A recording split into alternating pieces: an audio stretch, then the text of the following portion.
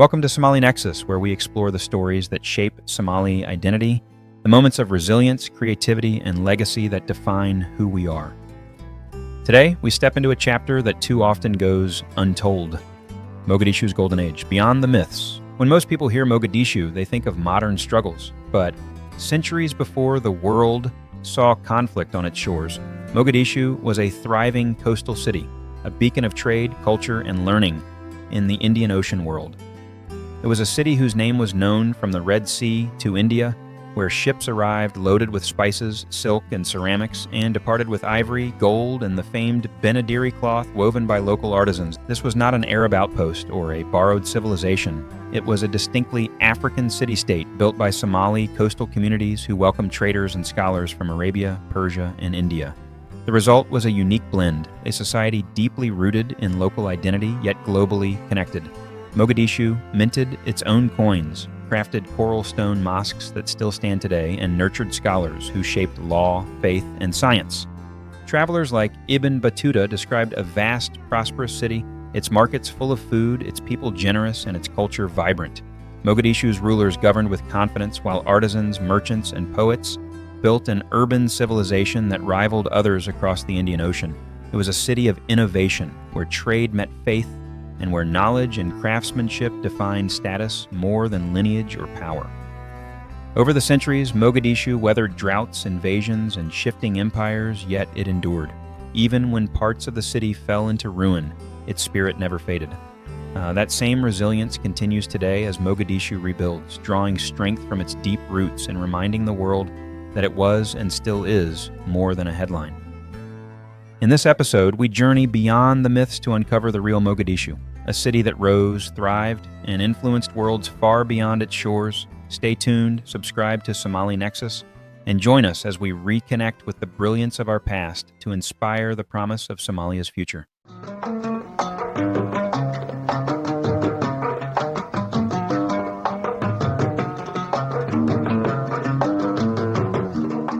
Welcome to the deep dive. Today, we're really tackling something important. We want to challenge one of the most persistent and honestly tragic stereotypes in recent history.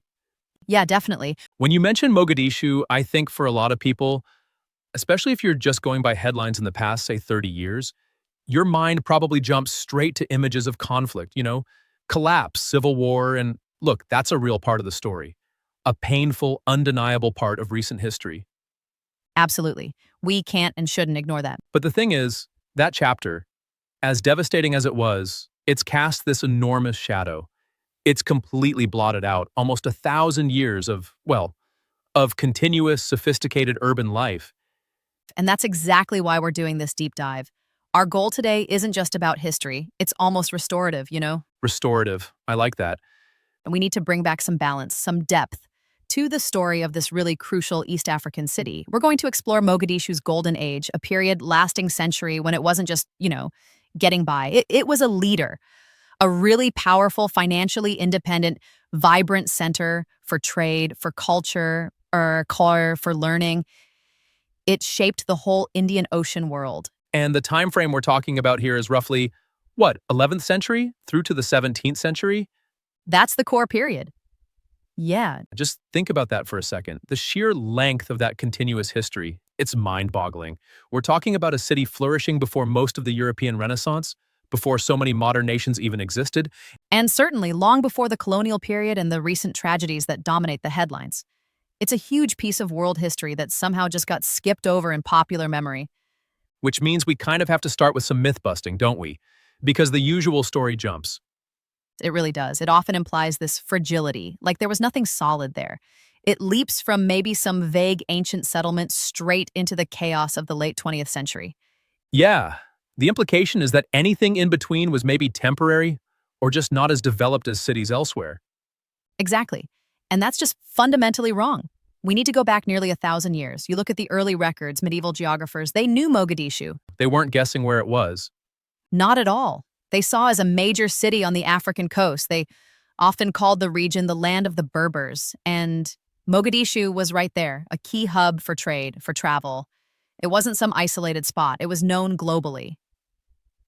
Okay, so that's myth one, that it's mostly modern story of collapse. What's the second myth we need to tackle? The second big one is this idea of Mogadishu being just an Arab outpost. You hear this sometimes because of the strong Islamic culture and all the trade with Arabia and Persia. Right. The idea that it was basically just transplanted culture, like foreign ideas put on African souls. Precisely. And that framing completely misses the unique dynamism, the synthesis that actually happened there. So let's dig into that reality then, because the local power seems absolutely key here. What do the sources show?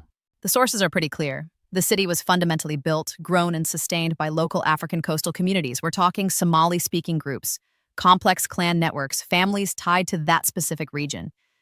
So yes, it was cosmopolitan. It welcomed traders and scholars from everywhere, Arabia, Persia, India, even China. Eventually, it was a global port. Definitely a global port, but the foundation, the core identity, the drive, that was local. And the result wasn't just an imitation, it was something new. Absolutely. It was a distinct hybrid urban culture, recognizable across the Indian Ocean, deeply rooted locally, drawing strength from its own hinterland, but completely engaged by Battuta with the world economically and intellectually. You saw this blend everywhere in how they adapted Islamic law and the unique cultural groups that emerged, like the Benadiri. And the architecture too. Right. Using local materials but engaging with global styles. Exactly. Fusing global trends with local coral stone techniques. This was a civilization specific to the Benadir coast, driven by African innovation and resilience. So what we're doing today is putting this powerful, resilient African city back on the map of world history where it belongs, defined not just by recent tragedy, but by its long, long history of sophistication and strength. That's the mission. Okay, let's start laying the groundwork then. The foundations of power, the Sultanate and its coinage. Right. So the sources say the Somali coast had small trading posts for ages, linking up with Arabia, but something shifts around the 10th or 11th century. It goes from scattered posts to a real organized city. What sparked that? Well, the big catalyst seems to be the move towards more sophisticated political organization, specifically the founding of the Sultanate of Mogadishu. And when we say Sultanate, the key thing here isn't just the title Sultan. It's who these rulers were. Absolutely crucial. The ruling elite wasn't imposed from outside. It emerged from within the local structure, from established merchant families, powerful clans right there on the coast. So they weren't conquerors coming in. They were the local powers getting organized to capitalize on the booming Indian Ocean trade. That's exactly the picture. And this local organization was vital for stability, for growth. You see, early rulers, people associated with names like Fakhruddin, they understood something critical. Which was? That controlling the port wasn't enough. Coastal wealth is vulnerable if you don't control the land behind it. So they extended their influence beyond the harbor. They controlled nearby smaller ports. Yes, but crucially, they controlled the fertile hinterland. Ah, the hinterland. Because a big city can't survive just on imported goods for centuries. You need food, a reliable local sort. Bingo. You need a steady flow of staples. The Sultanate had to integrate those river valleys, the Shabelle and Juba rivers. They offered fertile land for farming, grazing for livestock. So managing that connection required real political skill. Negotiating with inland groups, securing trade routes. Serious logistical and political work. They had to manage the flow of grain, meat, hides from the interior, farmers and herders down to the coastal markets. It's the centralization of local power, linking the sea trade with the agricultural base, that really let Mogadishu become a durable, powerful city-state, not just a stopping point. Okay, solid political and logistical base. Now let's talk about maybe the clearest sign of real sovereignty, money. The sources highlight Mogadishu started minting its own coins around the 13th century. Yeah, and this is a game changer. It signals economic maturity, political confidence. They were mostly copper coins, often stamped with the names of the sultans. Making coins isn't simple. You need the setup, the skills. Right. It's a technical challenge. Right? But even more, it shows they had the institutional strength to make people use this currency to guarantee its value both at home and to some extent abroad. Why copper, though? We often think of gold and silver for big medieval trade. Was copper a limitation, or was there a strategy? I think it was largely strategic, aimed at the local economy. Sure, big international deals might involve gold or silver bullion, maybe foreign coins, but for everyday stuff, buying food in the market, paying local taxes, paying workers. It needs small change. Exactly. Copper provided that necessary low-denomination currency, and using copper, which was often traded in anyway, meant they could manage their internal money supply more easily. They weren't totally dependent on fluctuating global silver prices for their day-to-day economy. It stabilized things locally and stamped the Sultan's authority on every transaction. And fascinatingly, these copper coins didn't just stay in Mogadishu. The sources, they circulated widely in Somali territories, and archaeologists have actually dug them up in places like Yemen and Oman. Yeah, isn't that incredible? Think about the trust that represents Mogadishu wasn't just using its own money. Other people far away accepted it too. It was a genuine financial reference point in the region. It means they had real economic weight. They weren't just reacting to trade winds. They were helping to anchor the regional economy. Absolutely. It shows an independence and reliability far beyond being just another stop on the trade route. Okay, so this prosperity relied on constant organization. We touched on the land connection. Farmers, herders supplying the coast. How well oiled was that machine? It had to be pretty sophisticated. More than just safe roads, it meant managing relationships between different groups. Pastoralists bringing livestock and hides, agricultural communities bringing grain. They had to negotiate how resources were shared and traded. And the proof is in the pudding, so to speak. Travelers noticed this. Consistently. Ibn Battuta, who we'll talk more about, visited in the 14th century and specifically mentioned the abundance of food, lots of meat, camel, sheep, grain, fresh produce. It shows that the system worked. That central authority, whether the Sultan directly or powerful merchant guilds, was effectively managing these complex regional links. It created this integrated land-sea supply chain that really secured the city's long-term survival. So the foundation stones are local political structure, financial independence with its own currency, and a strong integrated supply system that sets the stage for building something truly impressive. Exactly. And that's what we see next, the built environment reflecting that power. All right, part 2, stone status and structure. The built environment. So if the politics and the coins laid the foundation, the buildings were the visible proof of success. Starting around the 13th century, maybe even a bit earlier, Mogadishu develops this really dense, complex urban landscape. And famously built from coral stone, right? Blocks cut from the reef itself, then plastered over. That sounds pretty specialized. What does using coral tell us? It tells us a lot about their ingenuity and skill. Coral stone isn't easy to work with. It's porous, needs careful cutting and shaping. And then critically, you need to protect it from the humidity with thick layers of lime plaster. So the fact that they were building multi-story houses and mosques with this material, it proves they had a really well-established, highly skilled building tradition. These weren't flimsy huts. They were permanent, substantial structures designed to stand for centuries. Real investment. And incredibly, some of these structures, or parts of them, still survive today. What are the key examples? We should know. The two most iconic survivors are probably the Fakhr ad-Din Mosque and the Arba'a Rukun Mosque. Both dates back to the late 13th century, and when you look at them, you see that classic Mogadishu blend. What do you mean by blend?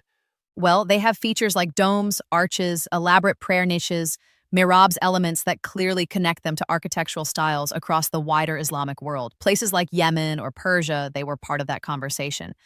But crucially, they weren't just carbon copies, were they? Not at all. That's the key. They were adaptations. This shows a culture that's confident enough to borrow and reshape ideas to fit its own context. How did they adapt them? They used local materials, obviously the coral stone. They incorporated specific local decorative motifs, intricate carved plasterwork. And the layouts often reflected local needs, fitting into the dense city blocks, maybe accommodating local social customs.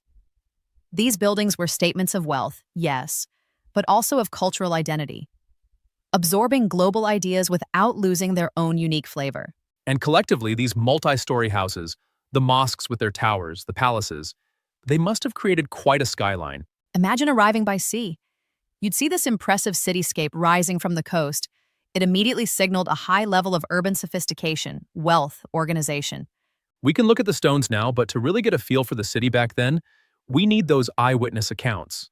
They're gold dust, aren't they? Absolutely invaluable. They give us glimpses into the life and scale of the place. The most famous probably is Ibn Battuta. The great Moroccan traveler, 14th century. That's him. He traveled an unbelievable distance by the time he reached Mogadishu, and he described it as a very large city. Importantly, he specifically noted the wealthy merchants. So the prosperity was visible, impressive even to a seasoned world traveler like him. And he also backed up what we said earlier about the food supply, noting how abundant it was.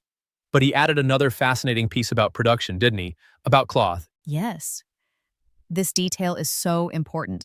He observed that Mogadishu produced its own high-quality cloth and that this cloth was exported Why is that so significant? because it demolishes the idea that Mogadishu was just shipping out raw materials from Africa. It shows sophisticated manufacturing was happening right there in the city. Battuta remarked on the quality and the distinctiveness of this cloth. It was a valuable finished product, adding significantly to the city's income and reputation. Okay, now let's jump forward a couple of centuries. 16th century, big changes globally. The Portuguese are disrupting the Indian Ocean. Vasco da Gama sails past Mogadishu. What does he see even amidst all that turmoil?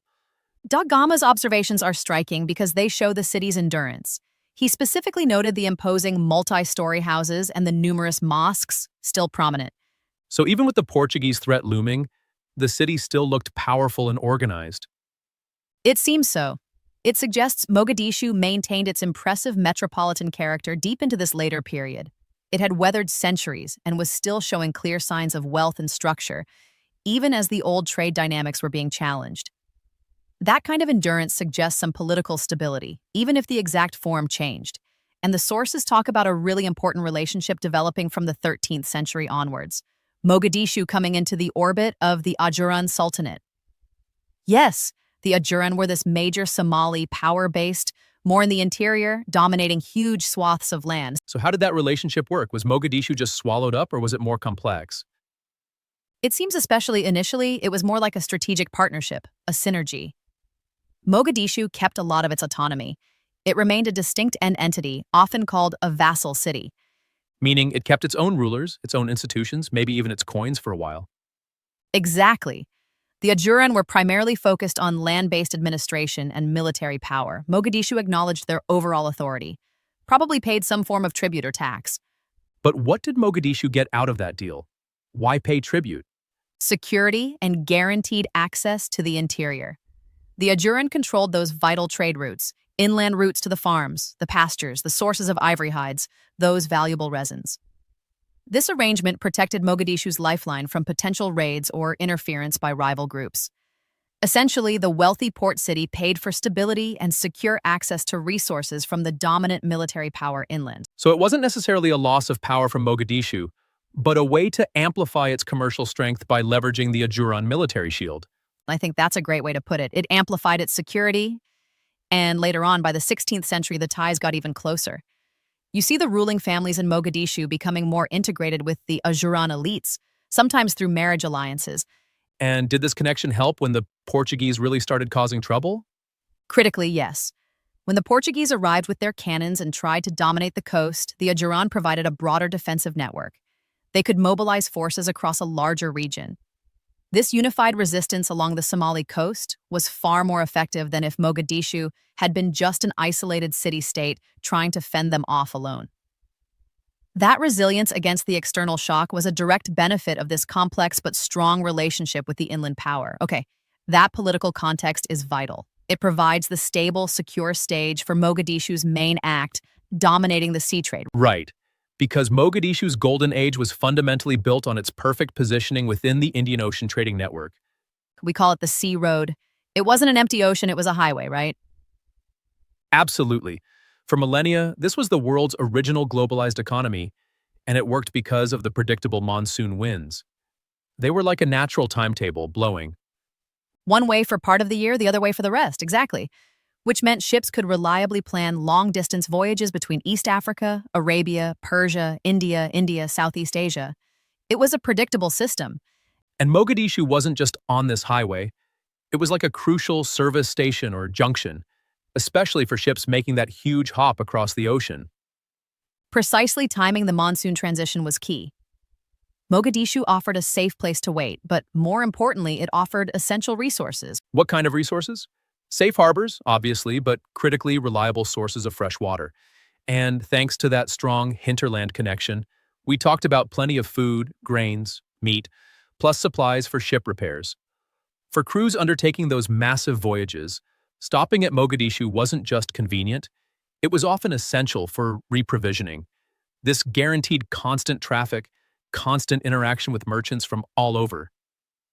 Okay, let's talk about the goods moving through this hub. What was flowing out of Mogadishu, carrying its reputation across the seas?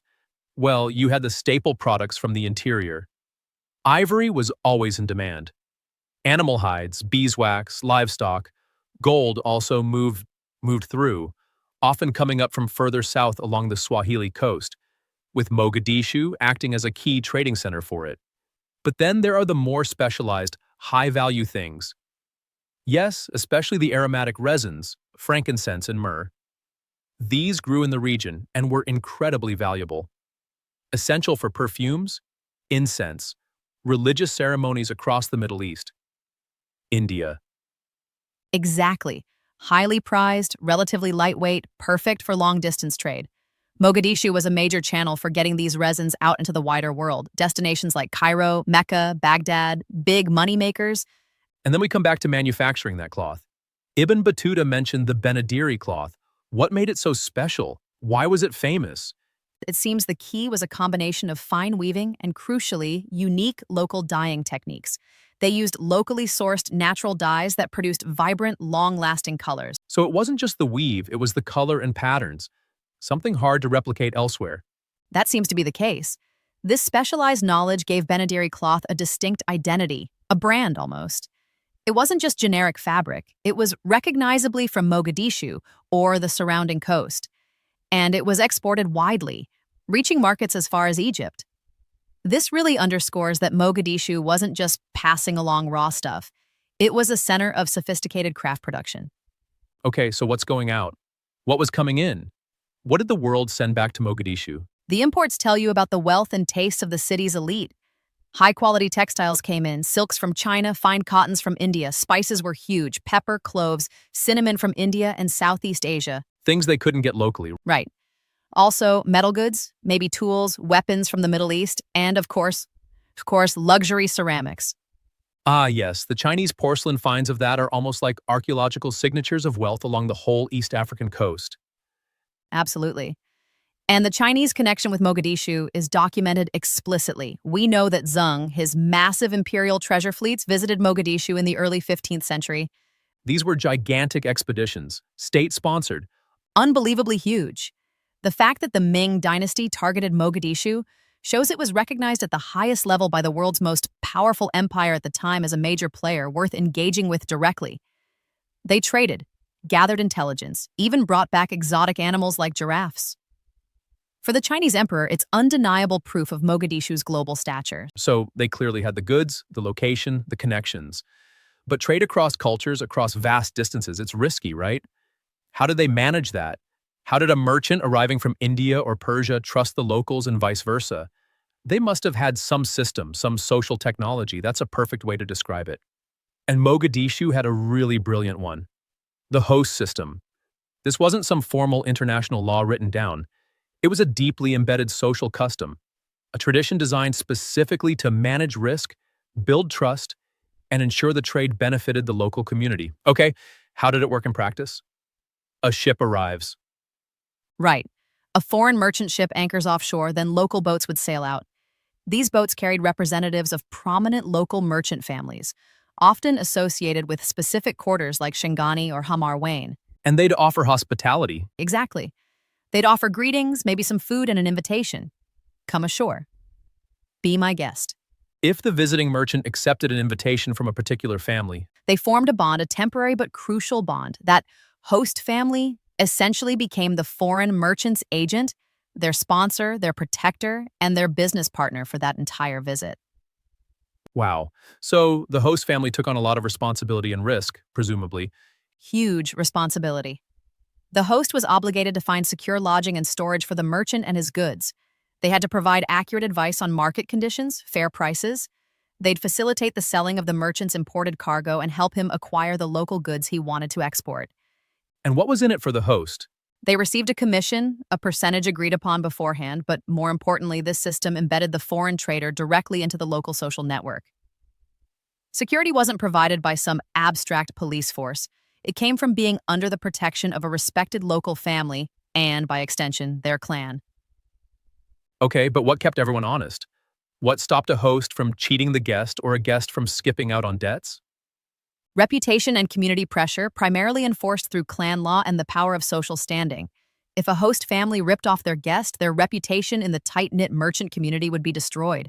Nobody would trust them again. Future business gone. And for the foreign merchant. If a visiting merchant broke the agreement, the host family could call on their clan network. The merchant might find himself unable to leave his goods seized, and word would travel fast along those trade routes. And don't deal with this person, they'd be effectively blacklisted from the entire Benadir coast. It was a self-regulating system based on mutual interest and the high cost of losing face. That's fascinating. It's also a recipe for resilience, isn't it? That wealth and the benefits of trade aren't just flowing into one palace or one government office. They're being distributed across numerous families, numerous neighborhoods. Exactly. It meant the whole city, or at least large parts of it, had a direct stake in the port, running smoothly and maintaining its reputation for fairness and security. That makes the system incredibly robust. Much harder to disrupt than if power and wealth were totally centralized. It really paints a picture of a deeply integrated, socially sophisticated economic powerhouse, which leads us naturally into the culture that underpinned. Yeah, because with all this movement, people, goods, ideas, Mogadishu wasn't just an economic machine. It inevitably became a major intellectual and cultural center for the whole East African coast. And those mosques we talked about, the stone buildings, they must have been central to that cultural life, not just places for prayer. Absolutely central. They were the hubs for community organization, for learning. Scholars and judges would gather there. They taught Islamic law, yes, but often in a way that thoughtfully engaged with existing Somali customs and clan traditions. It wasn't just importing law, it was creating a unique local interpretation. And the learning wasn't purely religious, was it? Given the city's focus? Not at all. Students studied the Quran and Arabic, of course, but they also learned very practical subjects essential for a maritime trading society. Things like mathematics for accounting, logistics, and especially astronomy. For navigation, right? Reading the stars to cross the ocean. Precisely. You needed sophisticated astronomical knowledge to understand the monsoon cycles, to plot courses. Mogadishu was actively teaching the skills required to maintain its dominance on that sea road. And all this mixing local Somali culture, influences from Arabia, Persia, India, it led to specific identities forming within the city, didn't it? It did. Probably the most distinct identity to emerge from this crucible was the Benadiri community. The name itself comes from the coast, the Benadir coast. Who were they exactly? They were essentially the urban elite, the merchant families with deep roots in the old stone quarters of the city. They often represented a synthesis of African, Arab, and Persian heritage developed over generations. Their identity was tied to the city, to the sea, to trade. They often had distinct traditions, maybe variations in dialect, specific social customs that marked them as the inheritors of this Golden Age culture. Let's talk about the physical layout of the city. It wasn't just one big block, was it? It had distinct quarters. You mentioned Hamar Wain and Shangani, names still used today. Yes, and understanding these quarters is key to understanding Mogadishu's social and political geography. Even now, Hamar Wain is often considered the older core, maybe the original settlement. Shangani grew prominently, often associated with the newer mercantile power, and perhaps different clan affiliations. And these quarters weren't just geographical divisions, they had identities. Strong identities.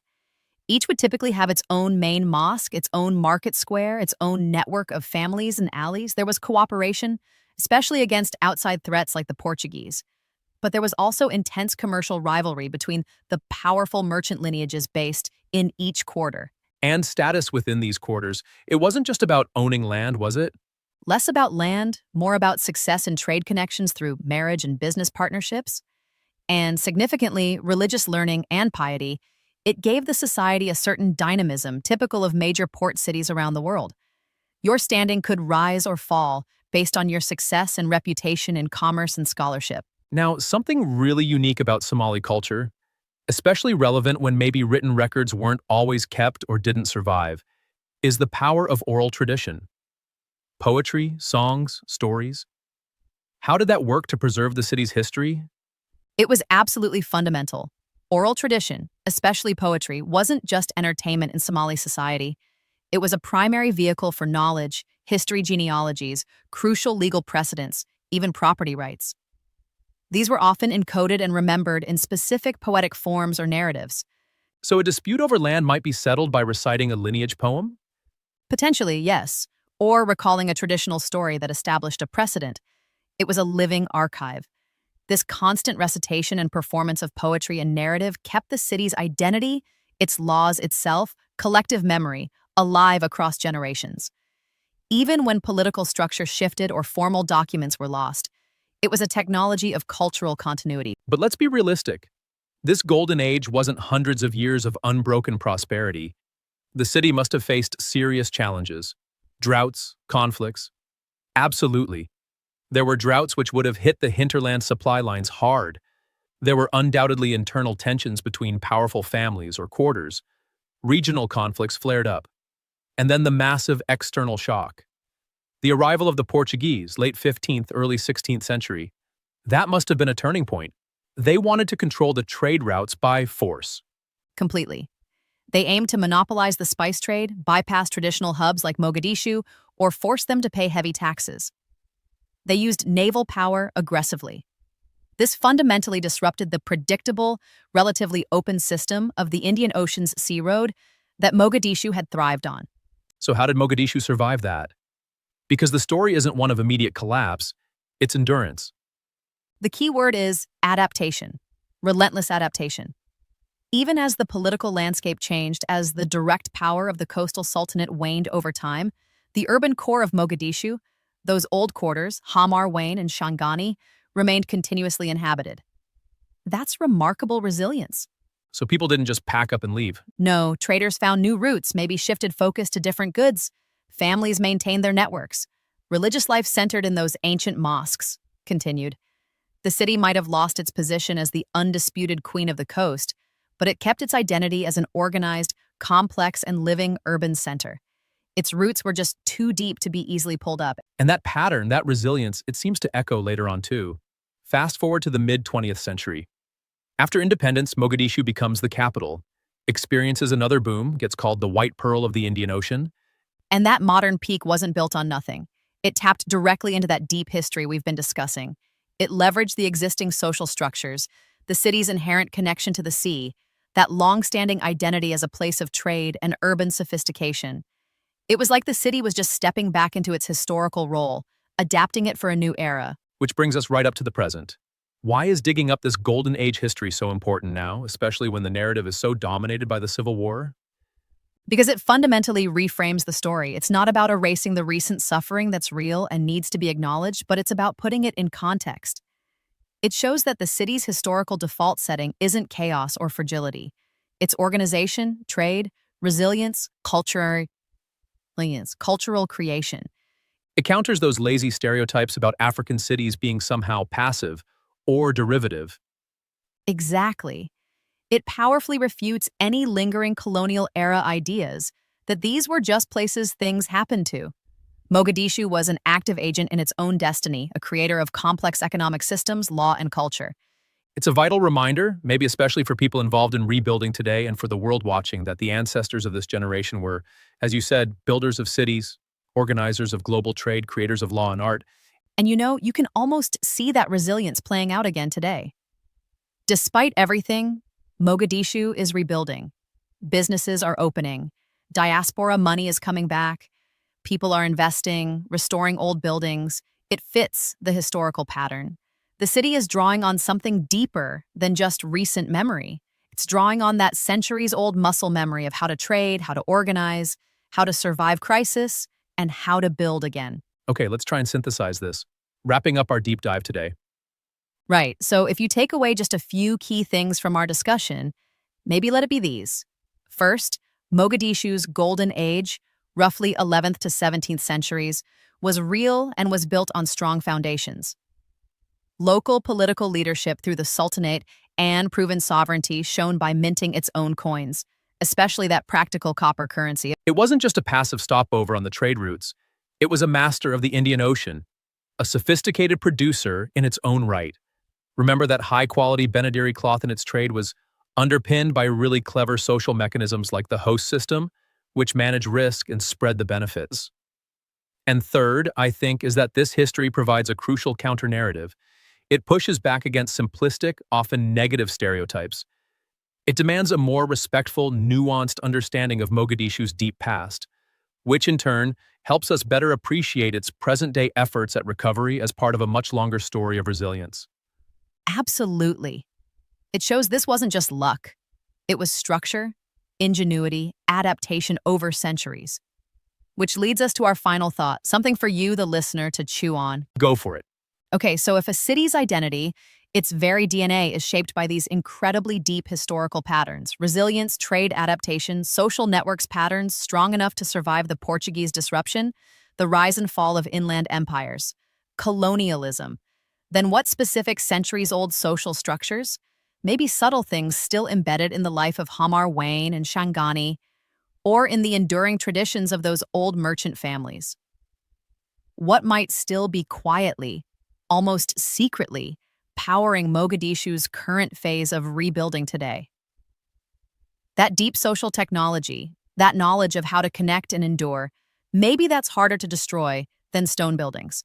And maybe it's the city's most powerful hidden asset for the future. That's a fantastic point to end on. Food for thought, indeed.